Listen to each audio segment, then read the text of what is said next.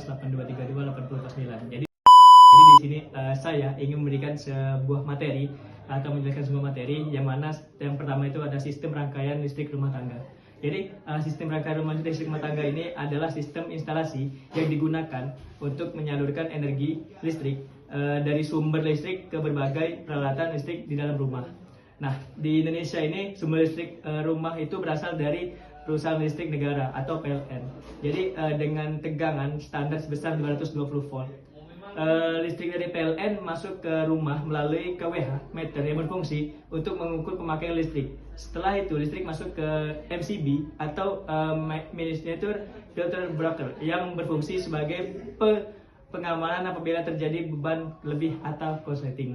Nah, setelah pengertian tadi ada yang namanya komponen-komponen, yaitu komponen utama dari instalasi listrik itu rumah tangga adalah yang pertama itu ada KWH meter, ada MCB, ada kabel listrik seperti NVA atau NIM, ada saklar, ada stop kontak, ada lampu, dan juga ada panel listrik. Nah, dalam instalasi rumah tangga tersebut terdapat jenis-jenis rangkaian listrik, yaitu ada rangkaian seri dan juga ada rangkaian paralel. Dan juga ada rangkaian seri paralel itu gabungan atau pencampuran. Setelah itu ada rangkaian seri itu merupakan rangkaian yang disusun secara bermuatan ataupun berurutan. Jika satu lampu mati, maka semua lampu akan ikut mati karena arus listrik yang terputus. Sedangkan rangkaian paralel adalah rangkaian yang disusun bercabang. Jika satu lampu mati, lampu lainnya tidak akan mati ataupun tetap menyala. Oleh karena itu, instalasi listrik rumah menggunakan rangkaian paralel agar lebih mudah, aman, dan praktis.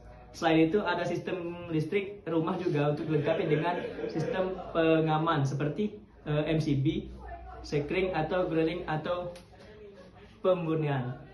Kuil adalah standar atau pedoman resmi yang mengatur tata cara pemasangan instalasi listrik di Indonesia agar aman, andal, dan sesuai dengan ketentuan. Standar yang digunakan saat ini adalah PUIL 2011 yang mengacu pada Standar Nasional Indonesia atau SNI. PUIL dibuat karena listrik memiliki potensi bahaya yang cukup besar, seperti sengatan listrik, korsleting, hingga kebakaran. Oleh karena itu, setiap instalasi listrik, baik di rumah, tinggal, gedung, maupun industri, harus mengikuti aturan yang sudah ditetapkan. Nah, setelah tujuan utamanya itu adalah untuk menjamin keselamatan manusia dari bahaya listrik. Selain itu, PUIL juga bertujuan untuk mencegah kerusakan peralatan listrik akibat kesalahan instalasi, serta memastikan sistem instalasi dapat bekerja dengan baik dan efisien. Nah, dalam PUIL ini terdapat beberapa prinsip dasar keselamatan listrik. Yang pertama itu adalah perlindungan terhadap sengatan listrik. Instalasi harus dirancang agar bagian yang bertegangan tidak mudah tersentuh manusia. Oleh karena itu, kabel harus memiliki isolasi yang baik dan panel listrik harus tertutup rapat. Kedua adalah perlindungan terhadap arus lebih dapat terjadi ketika beban listrik melebihi kapasitas yang ditentukan. Untuk mengatasinya, digunakan pengaman seperti MCB atau Miniature Circuit Breaker yang akan memutus arus secara otomatis apabila terjadi beban berlebihan. Ketiga itu adalah perlindungan terhadap hubung singkat atau korsleting. Hubung singkat bisa terjadi akibat kabel rusak ataupun sambungan tidak benar. PUIL mengatur agar sambungan kabel harus menggunakan alat penyambung yang sesuai dan tidak boleh terbuka.